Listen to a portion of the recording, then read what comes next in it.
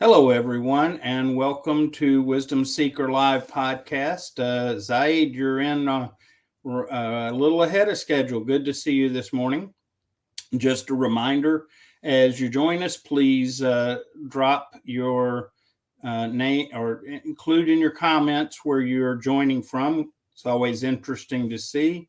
Good morning, Hawk. Glad to have you with us. And we'd love to have your questions and comments. That really makes for a better podcast. Also, just a reminder that we are the Wisdom Seeker Live podcast, and the way we look at wisdom on this show is that wisdom's a journey, and it has three steps along the way for the journey. And the first step is to gain knowledge. Which is, we can pick up so much knowledge now. It's it's truly amazing. And then the second step in that process is a step to gain understanding, which is experience. And we appreciate that we can take our knowledge and apply it in our life. And the third step in the process of Journey of Wisdom is going from knowledge and understanding into wisdom. And the big key factor in that step is that we begin to see ourselves and what we know and understand from a much bigger picture, especially outside of ourselves. It helps us to realize that our choices and all that we do are affecting not just our own selves, but others around us. So, and for those of us that are of a spiritual bent, the way we like to express it is we begin to see things through God's eyes. So a little bit of info there. Welcome, Gabe and Eunice and Hishar and Maria. Glad to have all of you. And if I ever mispronounce your name, please forgive me. I am very particular to want to use people's names correctly. And I just sometimes it's a challenge to work through.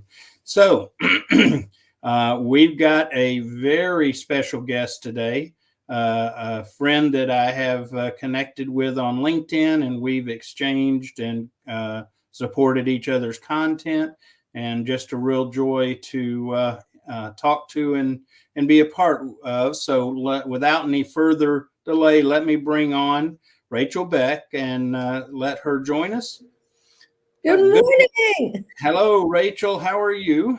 I'm good, Kevin. Thank you so much for having me on your show today. And we have been friends for a long time. Yeah, and it's a real honor to have you here. I know that there are a lot of folks that are excited. As we talked about earlier, a lot of people have signed up, a record number. So real pleased with that. Welcome, Shona.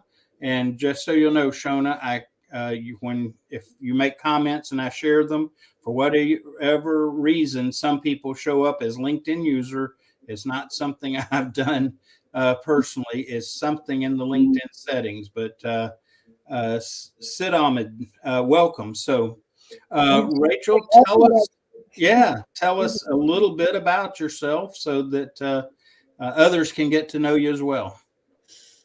Well, good morning, everybody, and thank you so much for joining me in Kevin's conversation today. I think he's a phenomenal human being. I love that he is a voice for kindness. He's a voice for diversity. And we were discussing the importance of etiquette and manners on this platform. So Kevin, I do multiple things. I'm a social media influencer. I'm an author. I also produce a show every day. So all this is wrapped in together. I've been a public speaker for 15 years. So my days are very, very full, but I'm also trying to leave a footprint of positivity across this world, which I think is so desperately needed. Very good. Welcome, MD. Glad to have you from Bangladesh, and Will from Brazil. And we've got shown us from UK. We've got quite an international audience here, Rachel. So pretty exciting. I was curious. I know that you're a retired photographer. Yes. Tell us a little bit about being a photographer. That's pretty fascinating. I loved it. I ran that business for almost 10 years. It actually came from a suggestion of a family member because I had done photography as a hobby and it had lit up my soul. It is a wonderful business to get in. I photograph things all across this world. I use photography for many different reasons. I used it for art, so I exhibited across the US. I used it to volunteer and to give back to organizations because photography is expensive. But a lot of them, they need the help, right? So they need the PR and the marketing, but they can't afford it. So I volunteered with groups like the American Diabetes Association, the Humane Society, United Cerebral Palsy. And my photographs were not cookie cutter. It was to tell the story. I photographed some extremely difficult images, some that are still ingrained in my brain, but it was to tell the truth of what's really going on in this world. I've walked in places most human beings would not dare step into. And I don't believe in sugarcoating what's going on in this world, the truth. So photography is definitely, I still do it as a hobby. And maybe one day when I retire, I'll go back to exhibiting and doing shows. It was about honoring what people have been through. I have been in burn units. I've gone to leper colonies.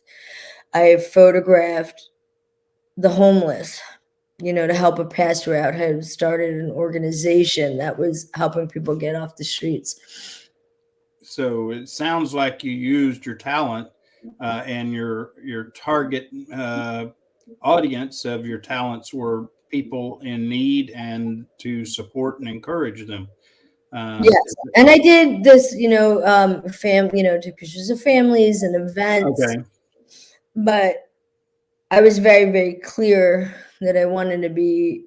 So when I traveled to third world countries, right, Okay. to take photos, I was very, very clear that you don't take anything from anybody. So I was very respectful with people. I did other things on the side with them.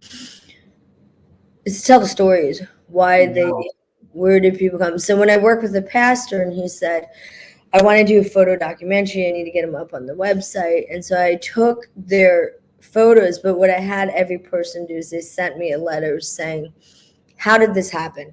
How did you become homeless? Because some people really, truly had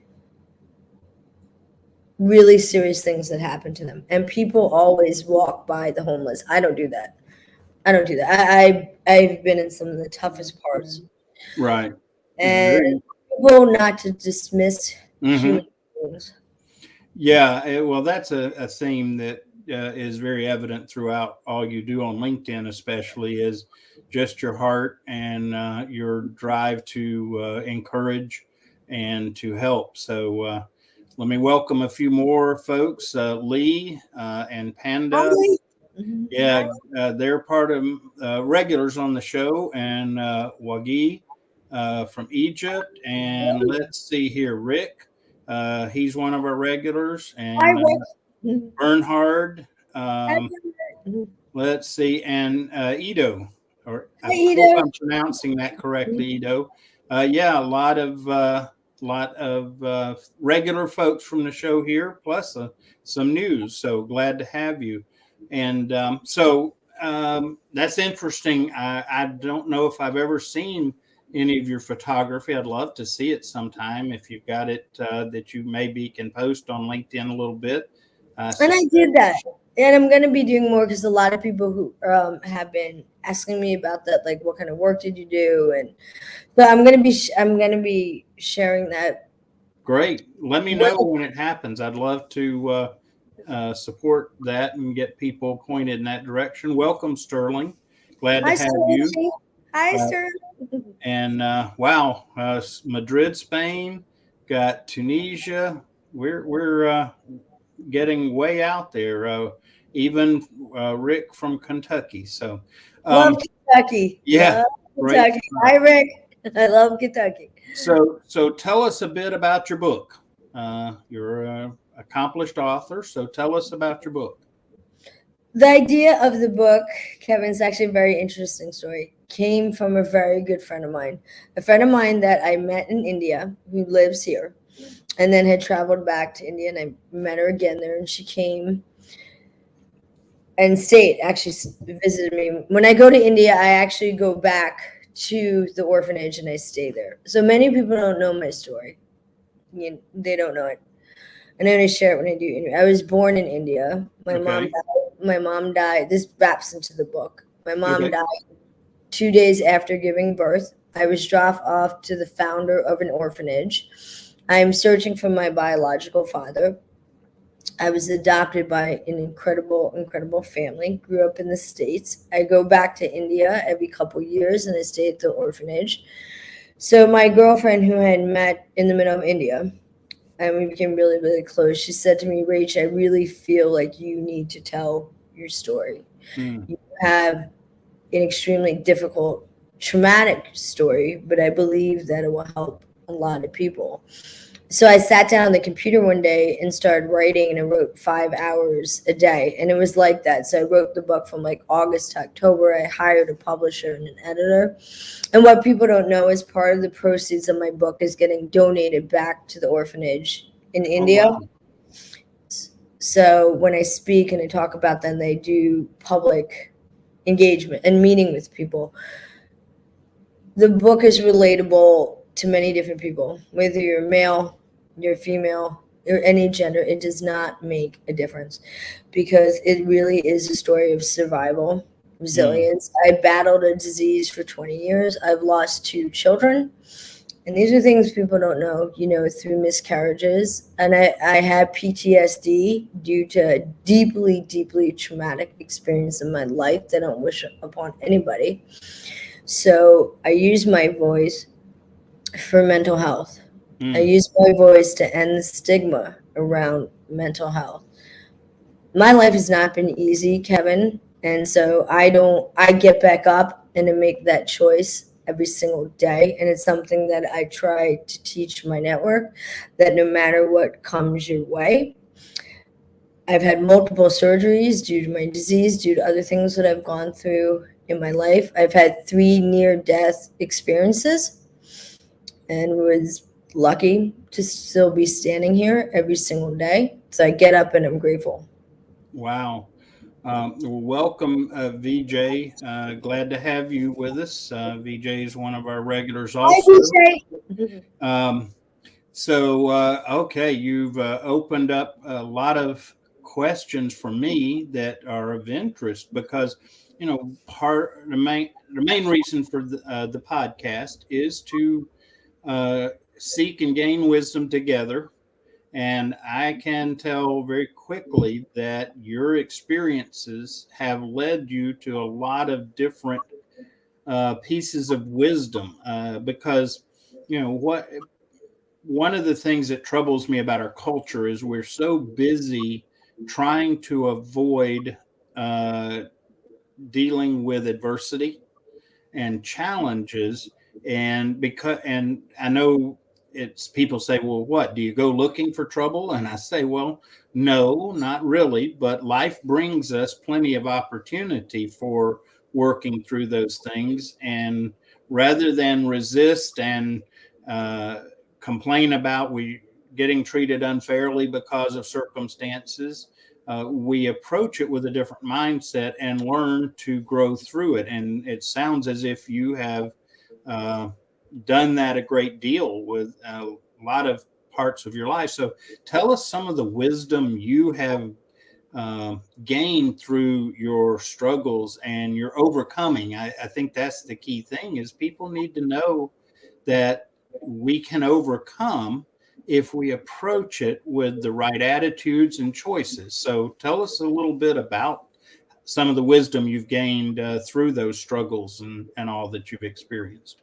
Conscious choices every moment. I can see them in my mind right now. It was conscious choices because some of it, I'm not going to lie to you, it was exhausting to do it again and again and again.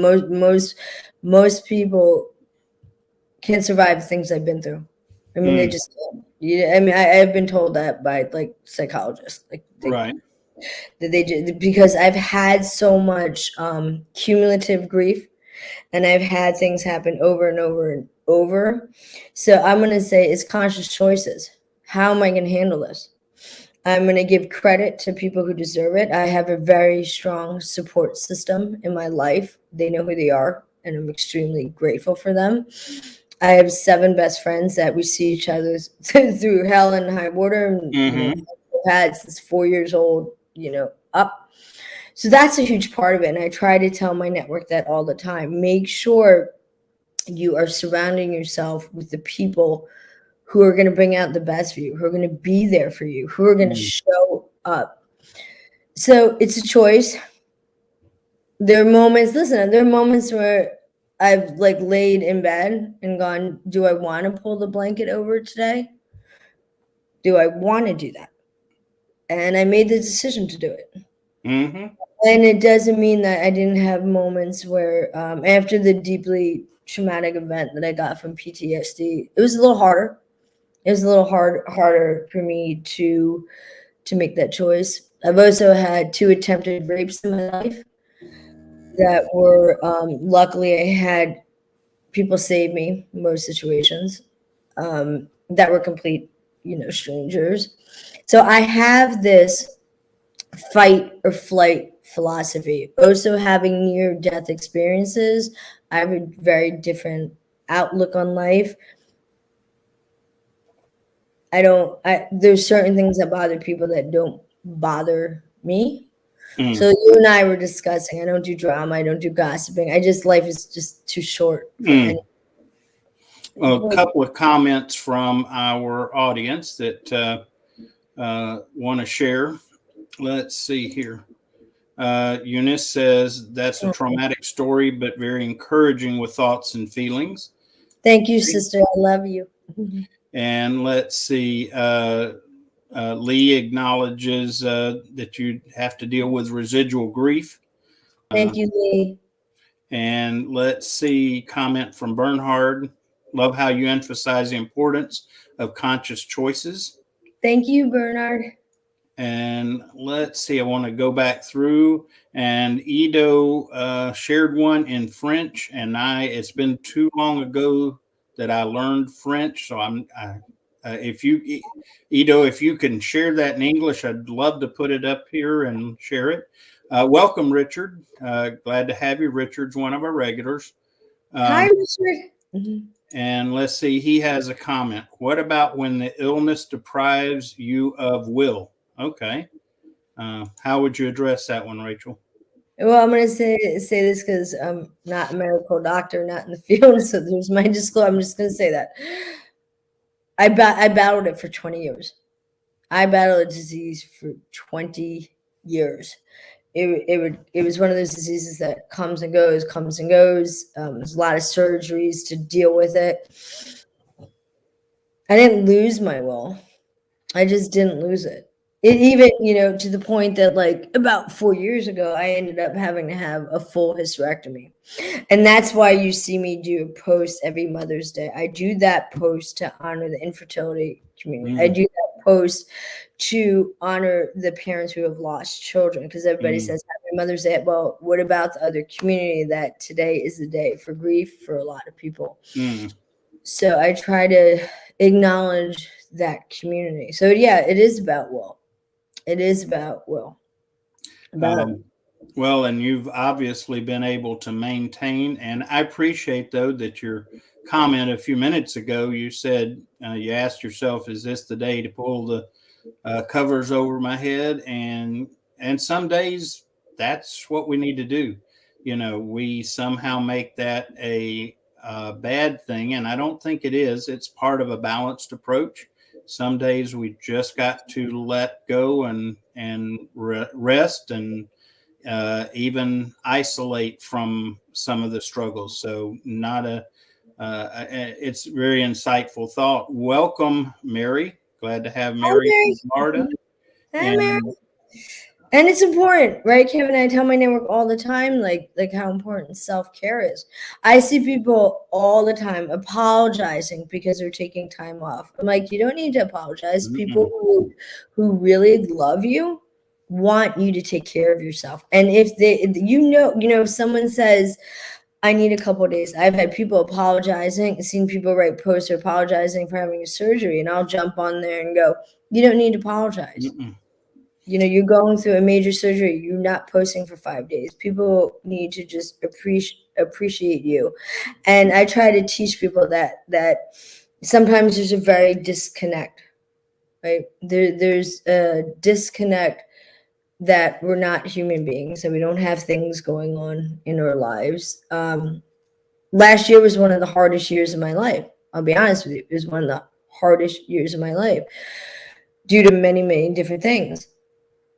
But we're a community, we're a family. Well, and We're there for each other. Right. One of the things that I keep reminding people on LinkedIn, because we all struggle, we all feel lonely and isolated, and even think of, well, I'm the only one going through this.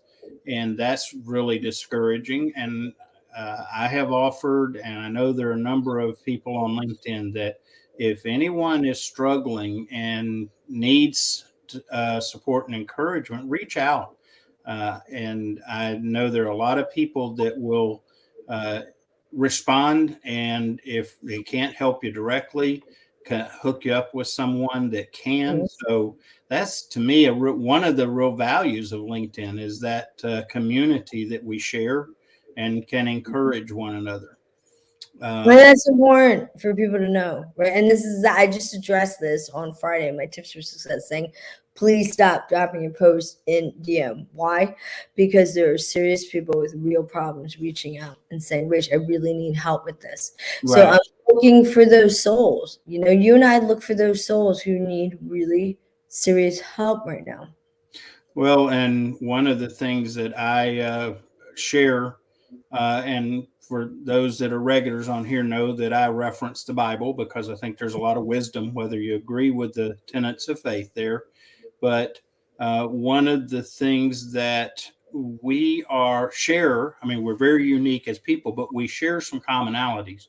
And one of the very important commonalities we share is to be willing to help others. The way the Bible puts it says, give comfort to those with the comfort that you've received. In other words, what you've gone through, there's a reason and there's a value of taking that experience and sharing it with other people, not just how bad it was, but also how you overcome it, and encourage people that they too can overcome if they make good choices and they allow people to support them. And the other principle that I share all the time, and again, from the Bible, everybody knows about the great commandment, love your neighbor and love God and love your neighbor. Unfortunately, a lot of people stop with that. There's another piece of it that gets missed,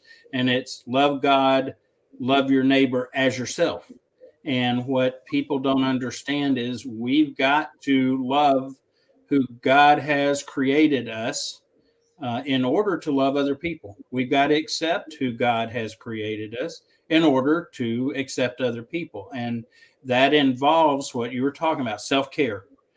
Such an important thing, especially for guys. We think we're supposed to be tough and all that, and not acknowledge any struggles. And I think that is a bad approach, a bad thought, because we too struggle, and we need to acknowledge it and receive that, and not feel stigmatized in approaching it. And so very important about self-care. And I appreciate that you continue to message that and help people in that regard. All right. Yeah, we're struggling. I tell the men in my network are struggling too and have serious stuff going on. Yeah. It's not like a gender thing. And I think it takes a lot of courage for males to be in touch with their emotions, to cry, to honor all that. So when my male friends open up and they do something deep and they write a post about serious things that are going on in their life, I applaud it. Their Sure. courage to do that. It doesn't. And I'm the only girl in my family. Every other siblings in my family are all males. So it takes a lot of courage to do that. And I had a psychologist on the show, and he was very honest. And he said mental health issues in this country are up 800% now. Mm-hmm. 800%. So it's even more imperative Mm-hmm. that we don't do anything to add to people's stress levels. There are people that I know that are literally standing on that cliff, Mm. and it's our job as human beings to pull them back from that cliff. Yeah. And we have a great opportunity through LinkedIn. And Yes. and some people early on in my LinkedIn experience, I used to catch a lot of grief because I'm very much about sharing business and those pieces. But if I got into some of the human aspects, oh, this is not Facebook, and I said, folks, look, Let's talk you about know, that. Let's talk about that. well, we've got to understand that work doesn't happen without our life, and if we can't deal with our life related to work, we've got a even bigger problem. Um, so welcome to Jack, and Hi, Jack. welcome to Ada, and let's get some Hi, comments. Ada. You're touching a nerve with a lot of people, so let's hear from the audience a bit. Will says, "I so appreciate your openness to share, Rachel." Thank you, Will. And Shona shares, "You'll help so many, Rachel, by sharing all you do. You're Thank inspirational." you. Thank you very much. And Eunice says, "This is a journey with a woman who has dedicated her life to understanding the connection between illness, trauma, and society.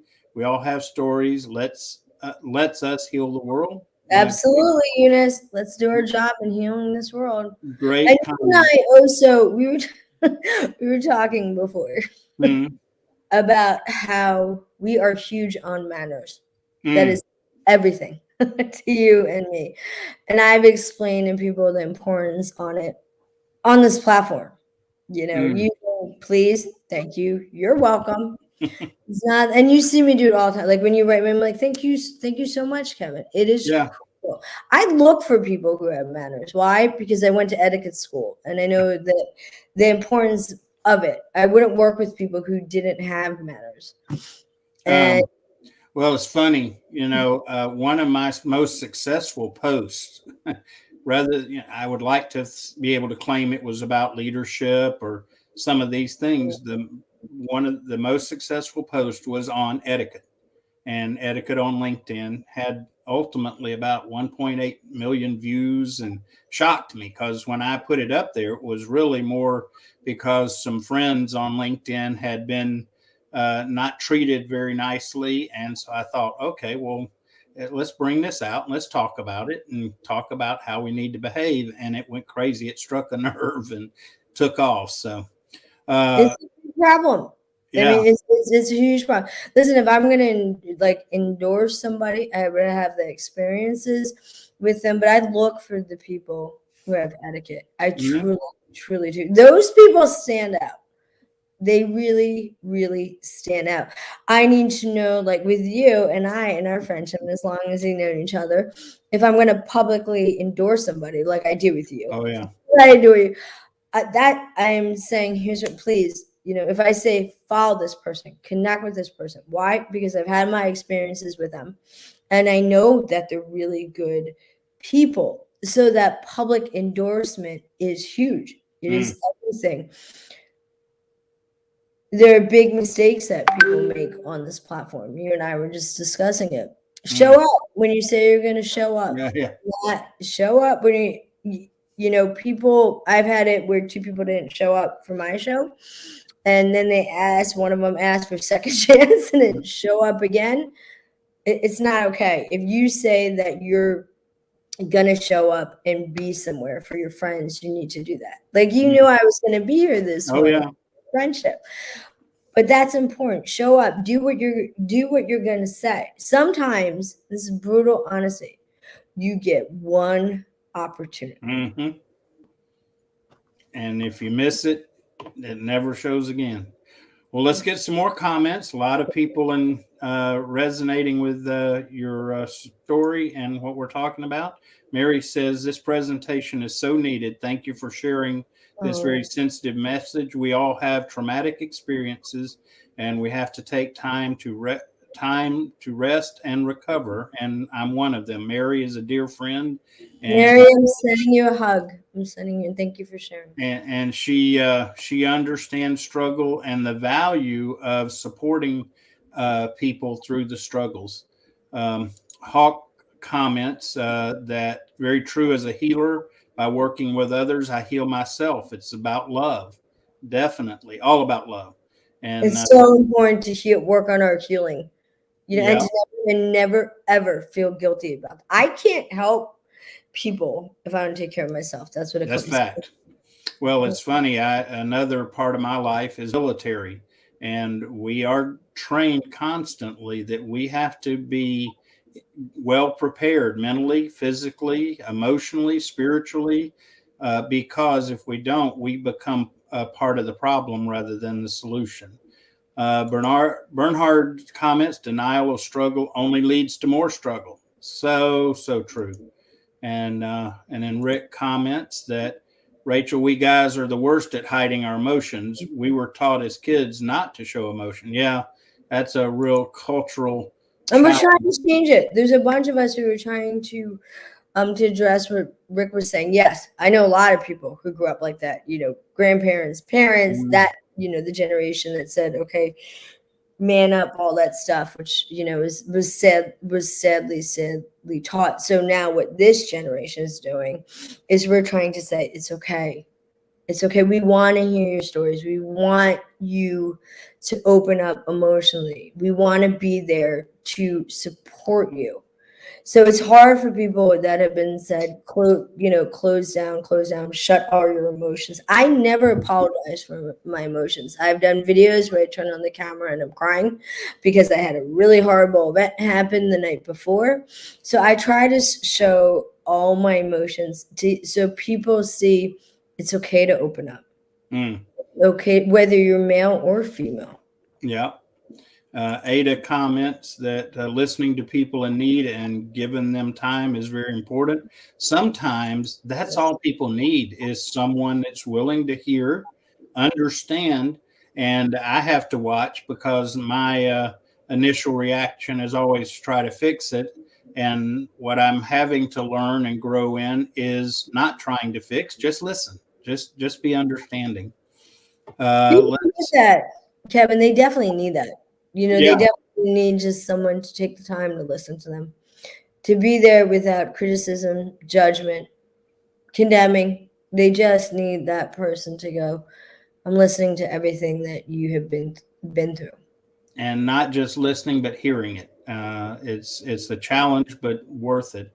Okay, Bernhard comments, acceptance of struggle can lead us to ways to overcome that struggle. Definitely. Well, let's see. Zaid says, thank you for this experience sharing. Why the increase in mental cases? He asked. Are you just more aware of the mental health issues, or are not raising resilient children that can deal with the problem? So, question of why you think the increase in mental health issues, and is it partly because the way we have raised the current generations? So I don't know if you know this, Kevin. In my 20s, I was a teacher. Oh, Okay. wow. Another Yes. common ground we share, by the way. I was a teacher. I taught pre-K, kindergarten. I taught middle school. I've done many things. I'm in my mid-40s, on my way to my 50s. People keep asking me if I'm 21. So, and every age matters. Like I learned from 21-year-olds too. Look at what's going on in the world right now. Look at the Mm. pressure people are under. Look at the children, that consistency that they need. It's a lot, and I'm not going to address the mental health part because I would say he needs to speak to psychologists about that. People are doing the best they can every single day, managing their lives, managing their jobs, managing their families, managing trying to find a job. I have a lot of friends who were laid off, and fired the last 2 years, and some of them, it was horrific the way they were fired in like a meeting like this, 10 minutes, boom, you're fired after 20 years or something, giving it their time to a company. Zoom meeting, 10 minutes, guess what? You're fired. So this is just my interpretation. Everybody. Okay. Go ahead. I'm sorry. No, good. I didn't. It's a lot for people to handle all of it. They're worried about, I know personally, a lot of my friends are worried about their children. They're worried about their children's future. They're worried about their future. Some of them are walking on eggshells because their companies might have done the first layoff. And then they're worried, is there going to be a second or third layoff? So how much anxiety do you think, and I'm just saying this, and people have shared with me privately, that they're dealing with every single day? Well, one of the things that we started this podcast with, and it was a challenge, and I try to reissue this challenge on a regular basis, that one of the things that we can do is to consider the inputs we allow in our lives. And so, a practice that I encourage people is to disconnect from the noise. And right now, there is so much noise around us on so many levels, but we need to remove ourselves from it, and some of it permanently. Then we need to take time to observe. We need to observe inwardly what's going on with us. How are we being affected? Then the next part of that is based on what we observe. We then need to seek wisdom to know how to deal with it, how to overcome it, process it, and so on. And I just encourage people, probably even on a daily basis, disconnect, get the noise out of your head, observe what's going on inwardly and outwardly. Look around you, people that you can touch their lives. Observe, what can I do? Can I just drop them a note saying, hey, thinking about you, and wanted you to know, just a friend's thinking about you. And then lastly, gain wisdom in it. Okay, what is this bigger picture than just getting tunnel visioned on the problems? Look at that bigger picture. I'm sure now, as you look back over your struggles and challenges, having overcome those help you to overcome the next one, because we look at that bigger picture. So let's see here. We got some questions. I always like to address those. Eunice asked the question, Rachel, how do you manage toxic people on LinkedIn? I know that's hard to imagine that they're out there, but believe it or not, they are. That is a wonderful question, my sister. I don't. I use my heart my heart's my GPS. Okay. So if anybody creates any anxiety for me and my heartbeat gets elevated, I cannot be around them. And you choose who you want to be around with, who you surround yourself with. I don't deal with toxic people, and that is a choice that I make. I can't be around it. And you get to choose who you have your tribe. I protect my network. I have a big bubble around them. I don't let toxic people come into my network. So, Eunice, you have to find what works for you. You don't have to be around it. Create. I am huge on boundaries on social media, and I've taught my network that boundaries are crucial. You teach people how to treat you on social media, and that is the most important thing. I can't be around toxic people, nor will I be around it. Okay. Welcome, Lisa. Glad to have you. First time I believe you've joined us. Suzette, glad to have you, one of our regulars. Let's see. Hi, Suzette. Yeah, Suzette's from the Caribbean, and she and I have actually done a uh, Instagram TV. I think that's the term. Obviously, I'm not as versed in Instagram, but so VJ has a question. How do you think we can encourage people to share their pains? That is a great question.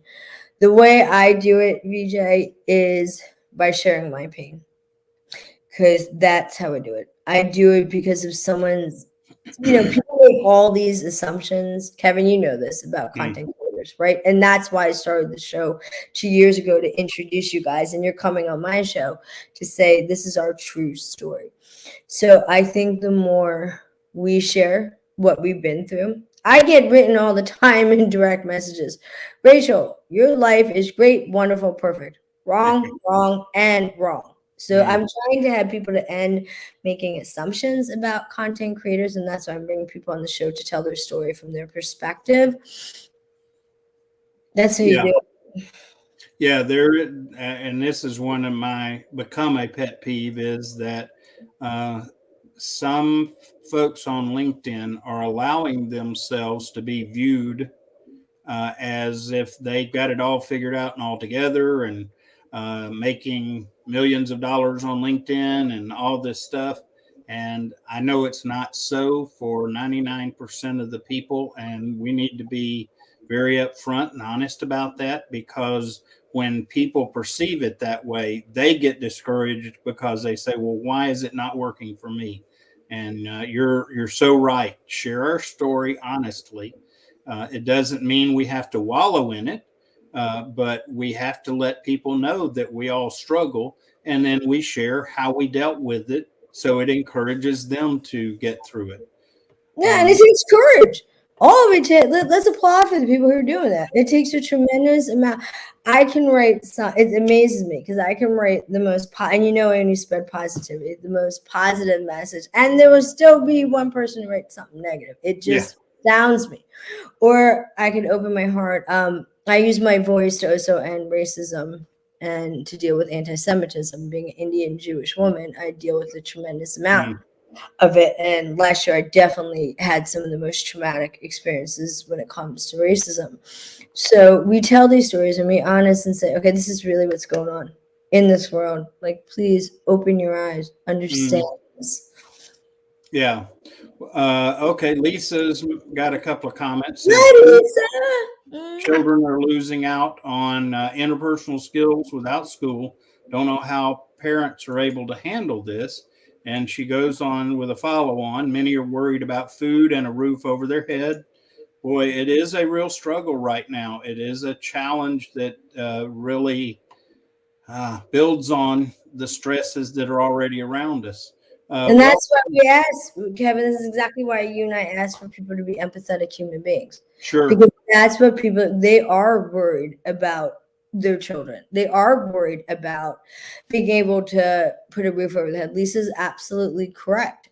And so when we're pleading for people to be empathetic human beings, we're truly asking them to do that. This guy, one of my good friends, wrote on my post one day, and he said, when are you going to stop asking for kindness? And I said, I responded to him because his good friend, I said, is everybody kind in this world? He's like, no. I'm like, then we're going to keep doing the work that is necessary.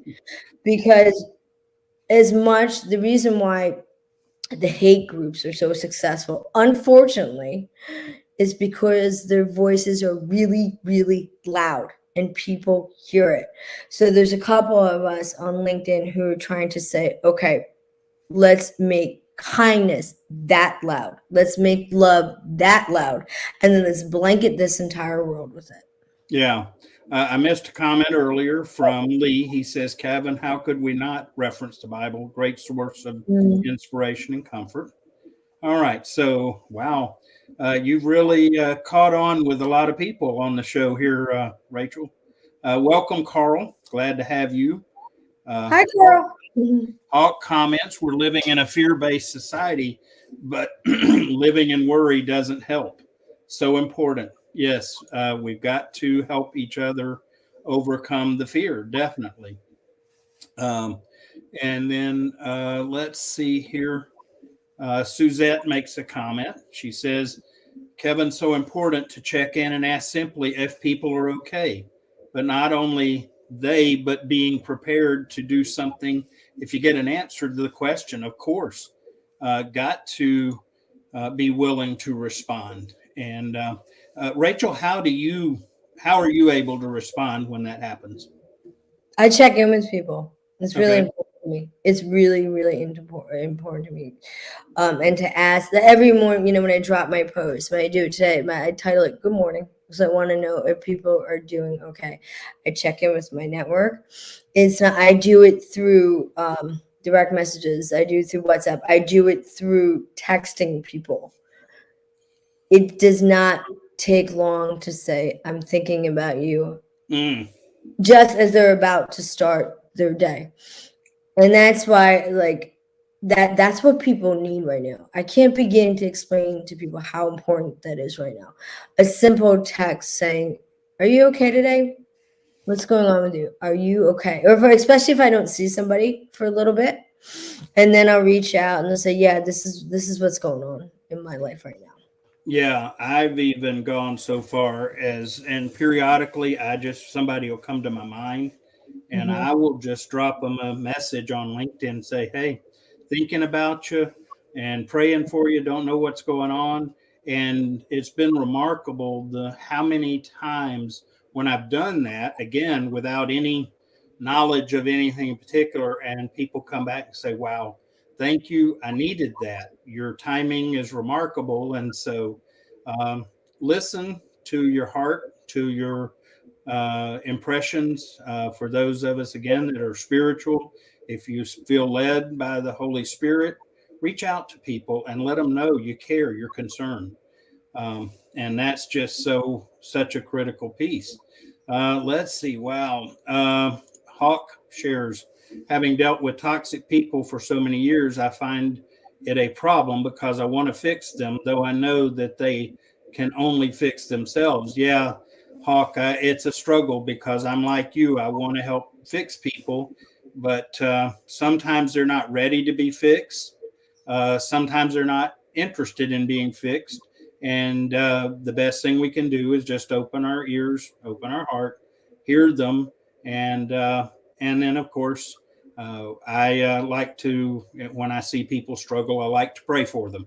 It's a superpower that many of us miss because we've been taught that things like that aren't have value. Um, let's see. Suzette offers, oh, wow, dear Rachel, big hello. You just dropped an important point of boundaries, and I started towards the end of 2021 and carrying into 2022. Oh, good luck, Suzette, with it.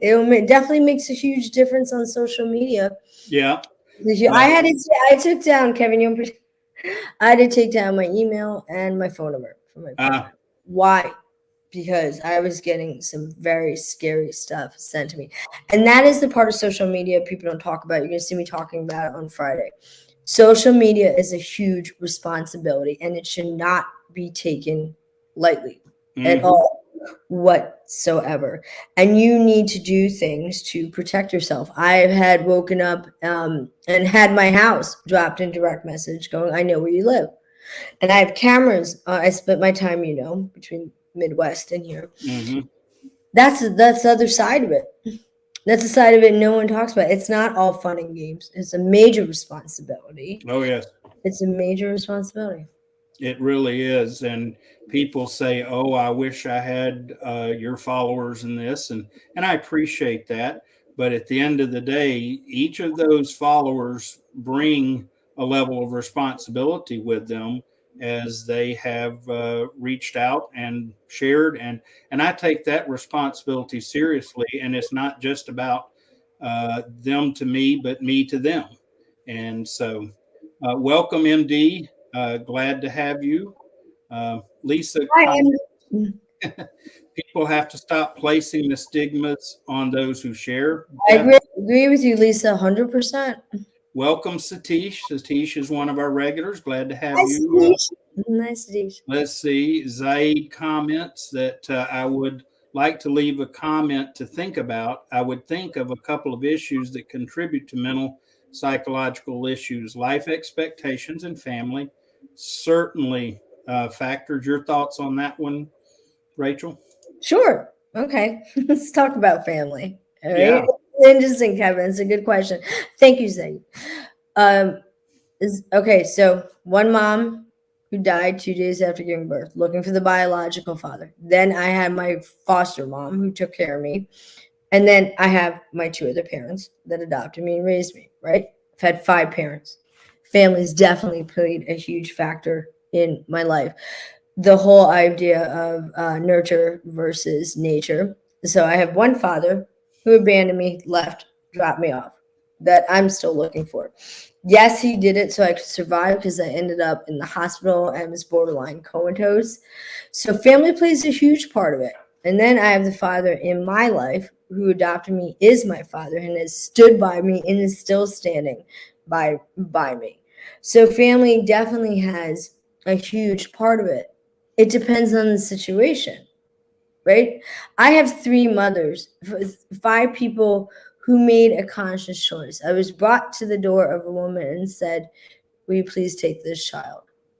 So every single day I get up, I owe it to the people who made the conscious choice for me to have my life. And so I do everything to honor those 5 people in my life, whether they have passed away or they are still living. I owe it because they made that choice. You have to imagine what it's like to know that you're the cause of your mother's death. That I don't acknowledge my birthday because she died 2 days after that. So I'm not a fan of my birthday. I don't discuss it. I never see me celebrate on LinkedIn. I don't talk about it. So is it, yeah, to answer the question about family, absolutely plays into it. And recognizing the value of family is something that we culturally have gotten away from. Love and mutual respect in family. Oh, my parents are a top priority for me. I'm extremely close to my mother and father.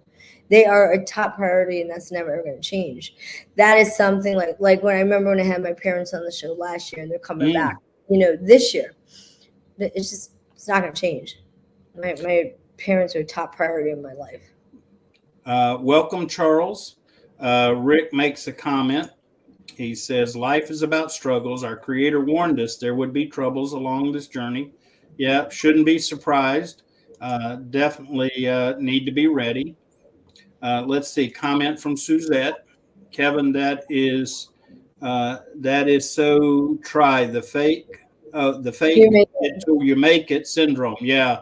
I know that was a very popular concept probably about 3-4 decades ago.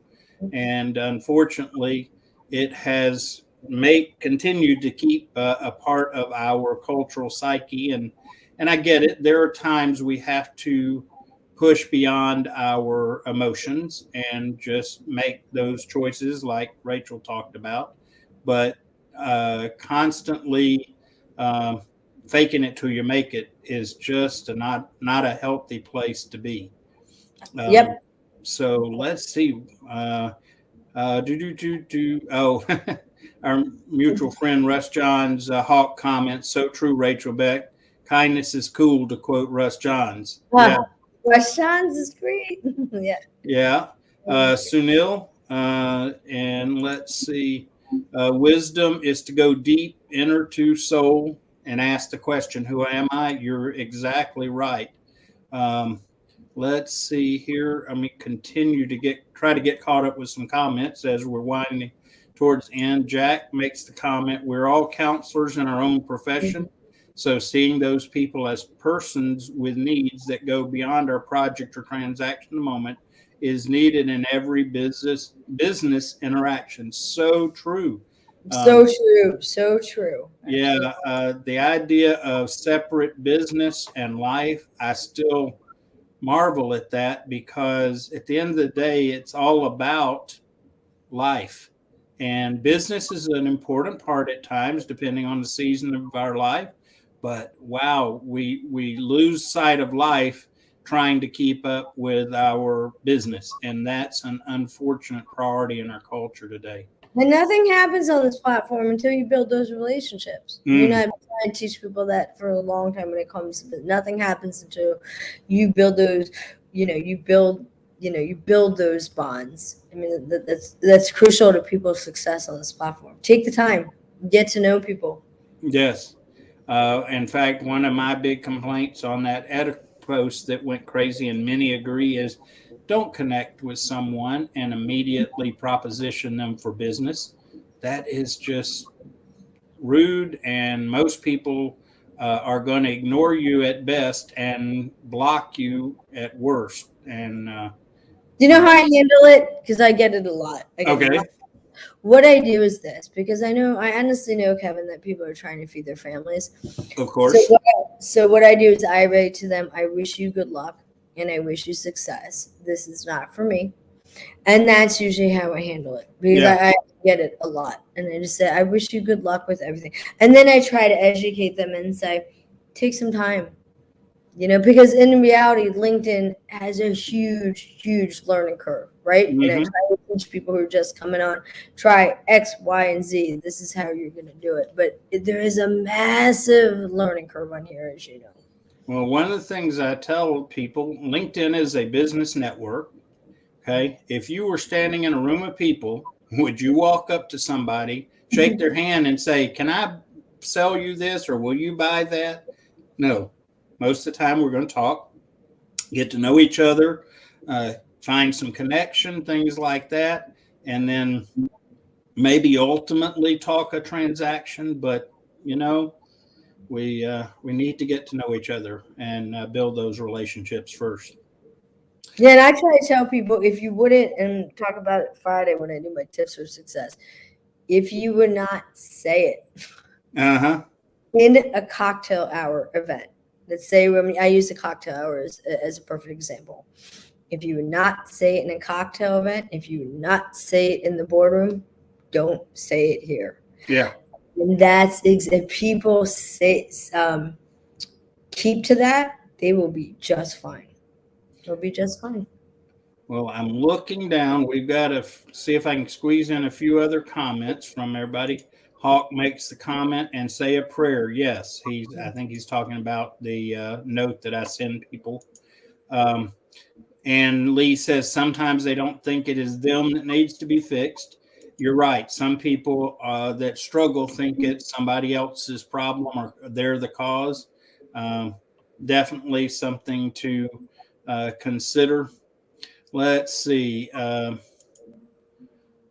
Suzette says, yes, Rachel, especially on social media. I come back to LinkedIn officially on 14 January. A Caribbean saying, the race is not for the swift.